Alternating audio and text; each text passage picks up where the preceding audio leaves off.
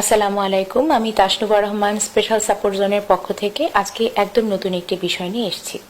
সেটা হচ্ছে তোতলামি, অর্থাৎ স্ট্যামারিং, স্টাটারিং, আপনি যাই বলেন না কেন, কথা কিন্তু ঘুরিয়ে ফিরিয়ে এক, সেটা হচ্ছে তোতলামি। এখন কথা হলো, আপনার প্রথমে মনে হয়েছে যে এভাবে ভেঙ্গাচ্ছে কেন, উনি এভাবে ভেঙ্গাচ্ছে কেন, এভাবে টিজ করছে কেন।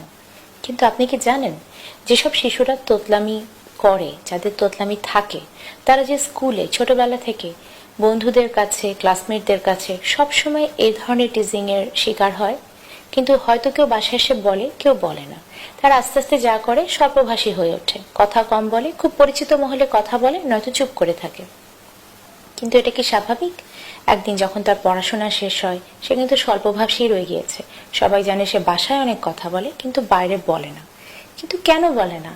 বলে না এই তোতলামির কারণে। সে হয়তো লজ্জা পায়, অপরিচিত পরিবেশে, পাবলিকলি, স্টেজে কোনো বক্তৃতা দিতে গেলে, কিছু বলতে গেলে, ইভেন ক্লাস ক্যাপ্টেন হতে গেলে ছোট বয়সে, তখনও সে লজ্জা পায়, কারণ তার কথা আটকে যাচ্ছে।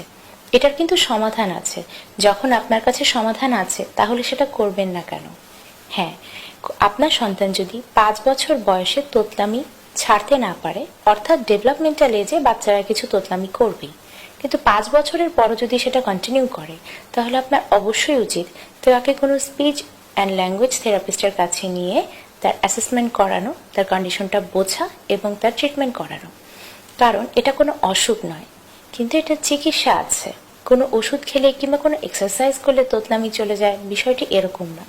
তার কন্ডিশন বুঝে তাকে যখন ট্রিটমেন্ট দেওয়া হবে, সে বাসায় প্র্যাকটিস করবে, তাহলে কিন্তু তার এই তোতলামি অনেকটা ওভারকাম করতে পারবে। ছোটবেলায় বিষয়গুলিকে আমরা অনেক সময় খেয়াল করি না, কিন্তু বড় হয়ে কিন্তু এগুলি সন্তানের কষ্টের কারণ হয়ে দাঁড়ায়।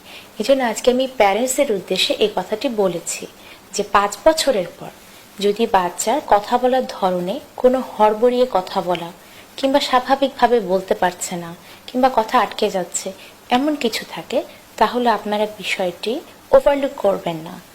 অবশ্যই তার চিকিৎসা করান, কারণ ছোট বয়সে চিকিৎসা করলেই সমস্যাগুলি সহজে সমাধান হয়।